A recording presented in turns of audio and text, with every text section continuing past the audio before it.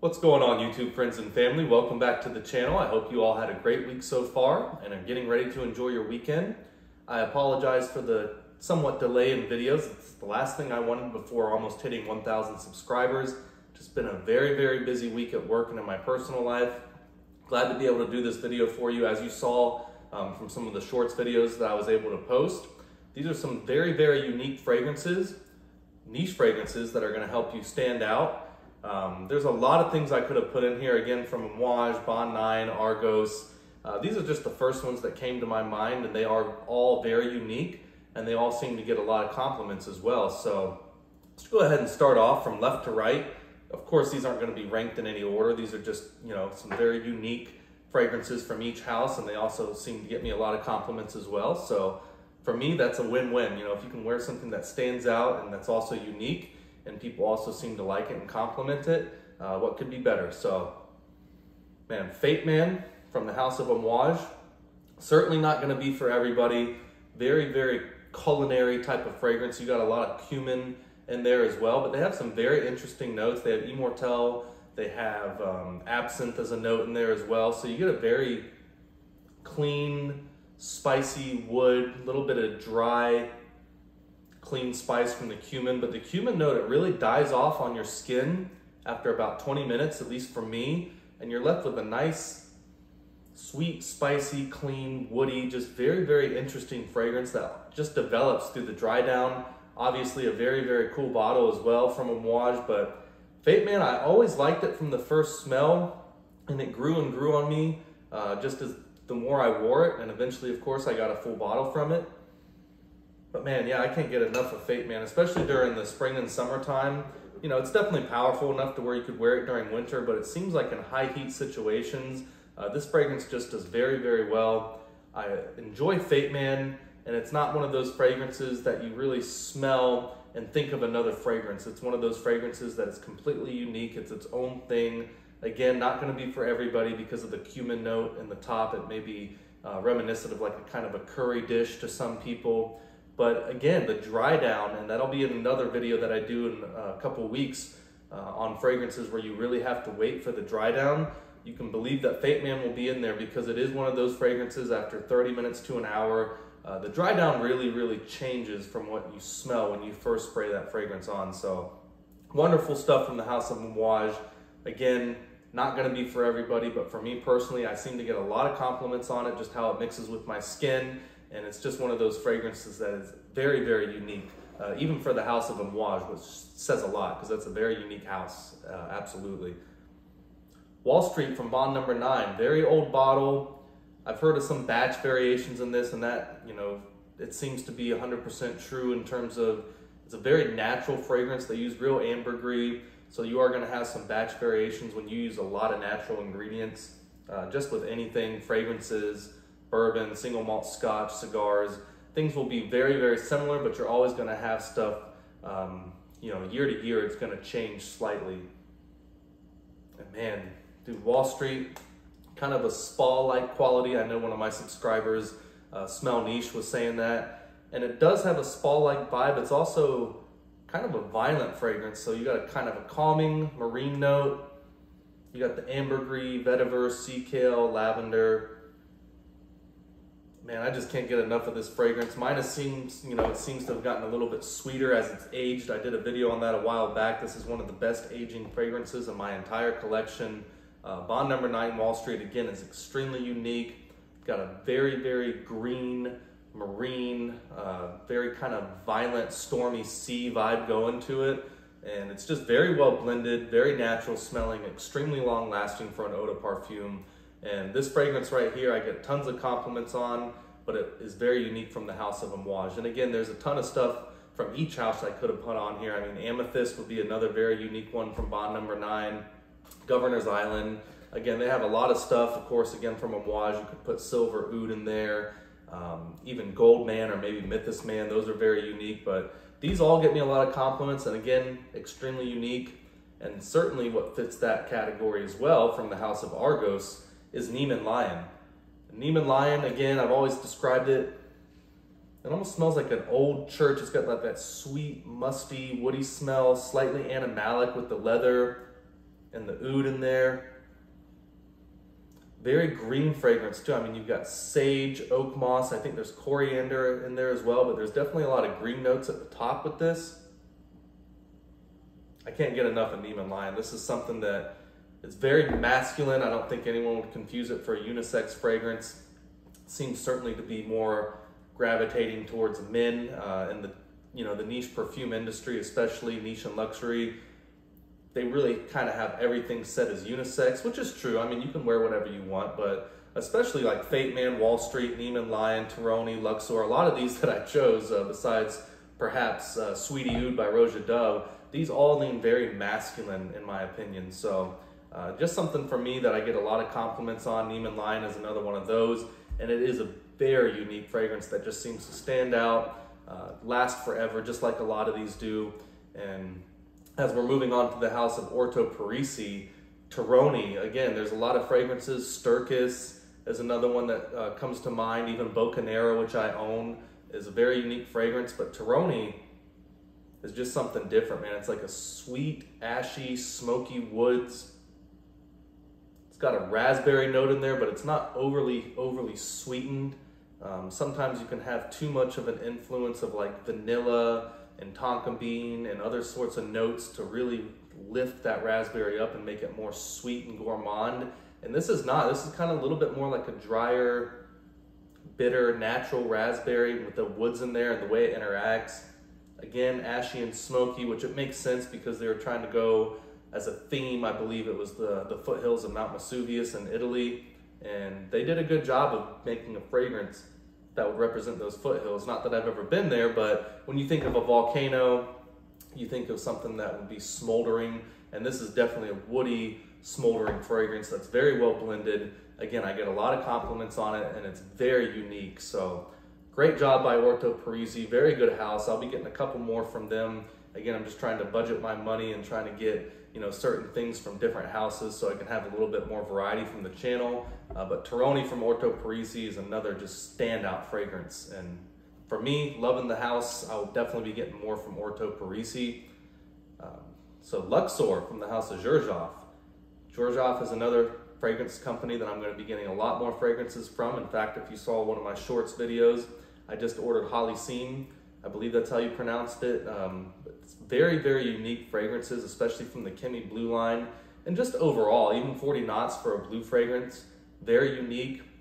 And for me, Luxor is one of the most unique fragrances that they have. It's got like a cinnamon, menthol, tobacco note kind of going on. I got the ingredients on the back of here because this was a tester that I bought. I got a great deal on it, but it's got cardamom, leather, incense, tobacco, myrrh, patchouli, Cambodian oud, Thai oud, cypriol, I think is what kind of gives it that slightly green menthol sort of sharp smell, but it blends in wonderfully with the oud, tobacco, incense, cinnamon. And Luxor is just a very proper smelling fragrance. You want to talk about something that you could put on for a night out when you're dressing up and going out for drinks and cigars.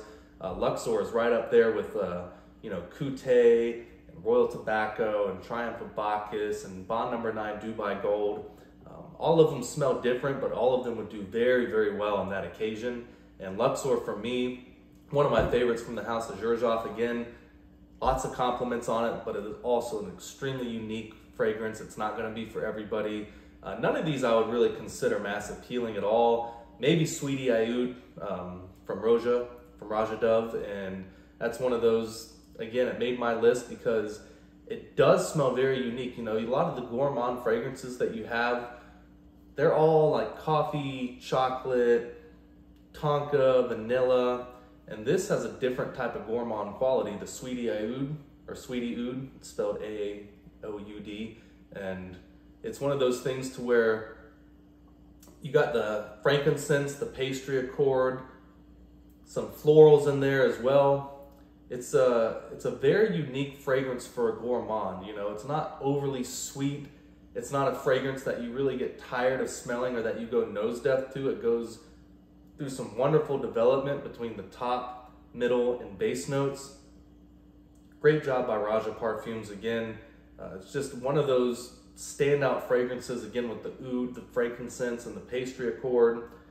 It's got Artemisia in there too, and some other notes that you don't see used very often in perfumery, although you do see Raja Dove use those in some other fragrances. So it's one of those standout fragrances. Again, it's not too weird, it's not too funky, but it is a very unique twist on a gourmand fragrance that I think a lot of people will love. I think there's a couple people that have this at the top of their house from Raja Parfums who have a very large collection, much larger than mine, and I can absolutely see why. You know, this fragrance, it develops, it's a perfume concentration, so you get a lot of longevity out of it.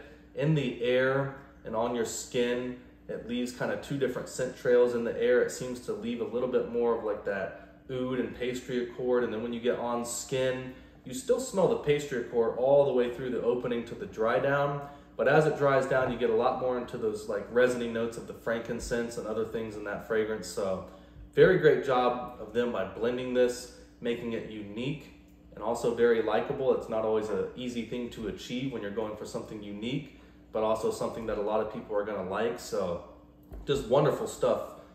Sweetie Oud, if you haven't tried it from the House of Raja yet, man, that's one fragrance that I would highly recommend. In fact, I had a friend who I hadn't seen in a while. He came over to my house. I was gonna show him just a couple of stuff because I knew he was gonna be into some of these fragrances. He likes a lot of the single malt scotch and bourbons. He's a collector as well. And he's not huge into fragrances himself. And we actually went through almost every single one in my collection. And the two that he bought for himself first, he took pictures of probably like 15 different fragrances just to remind himself of what he really liked.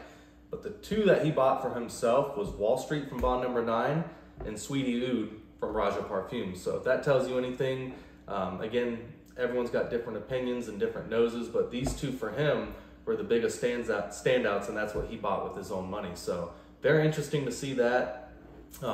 Unique Luxury, again, ton of stuff I could have put from this house. Beverly Hills Exclusive, Mashimaro, Istanbul, Crush on Me, Hidden Accords, Beryl, Zenji, Octanez. I mean, they have a ton of unique fragrances, as they should. Their name is Unique Luxury, so kind of goes right into there. But for me, just the whiskey note alone on this, because I'm a whiskey lover, along with the agar wood and the tobacco and the sandalwood and other notes in this fragrance, man, it's got a little bit of caramel and vanilla in there, which of course goes right in with that whiskey note. You know, whiskey, you pick up a lot of, you know, black cherry, caramel, vanilla. Some of you even get into like a slightly burnt coconut type of category with that barrel char. But Couté, almost like Sweetie Oud, it's almost too realistic smelling, and I do mean that in a good way. But again, I've said it in one of my individual reviews of this. If you were to spray on, you know, 5 or 6 sprays of this, and then go drive in your car, and then you got pulled over, you would have some serious explaining to do to the officer. Be like, no, I wasn't day drinking. This is just my perfume. And be like, all right, buddy, let's get out of the car and take a breathalyzer, because he probably would not believe you that a perfume or a cologne smelled like this, man. This is one of the best, if not the best, whiskey note in a fragrance that I have ever smelled. You get a lot of other ones like Overture and Bond Number 9, Dubai Gold. They are not whiskey notes. They're more of like brandy and cognac notes. So this is very different in that regard. It is a pure whiskey note with the agar wood, tobacco. Again, drinks, night out, cigars. This is just one of the best fragrances that you can wear. Great longevity and development too. It's got some florals in there that give it like a slight creamy floral note with the vanilla, the sandalwood, and the caramel. I just can't say enough good things about this fragrance, man. This is something that I will definitely be wearing. Again, same situation as Luxor, Triumph of Bacchus, Royal Tobacco, Bond Number 9, Dubai Gold. I'm probably forgetting a couple in my collection, but just off the top of my head, those all accomplish the same goal, like a proper type of dress up, night out, occasion based fragrance. And man, yeah, for a bourbon night or a scotch night, rye whiskey, you know, whatever you're into, this fragrance would just perfectly complement that. It wouldn't interfere with your own smell and tasting of the whiskey that you're drinking itself, which is certainly something to consider when you're trying to higher end bourbons and whiskeys. You don't want to wear, for example, you wouldn't want to wear Wall Street if you're trying to taste some good bourbons and whiskeys. I've actually done that before, and just the saltiness and the marine notes of this and the strength of it, it doesn't go well with that type. So that's another fun thing about fragrances, is that you can kind of match the fragrances to your mood, the season, And not just those two things, but also the occasion of what you're going to be doing that day.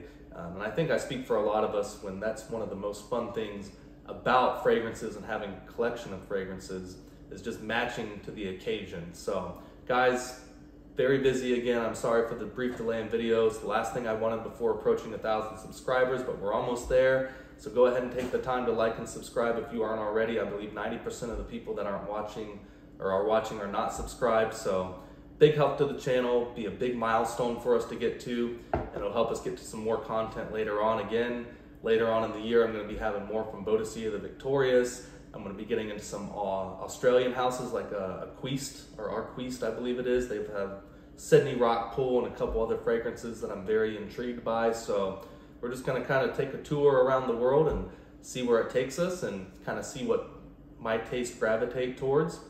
I do got some more reviews on zoologists coming as well. I got like 6 or 7 samples left that I still need to review. I'll probably do seahorse next, and yeah, just got a lot of stuff coming for the channel. I'm really excited. Hope you guys are as well, and I'll see you soon. Bye.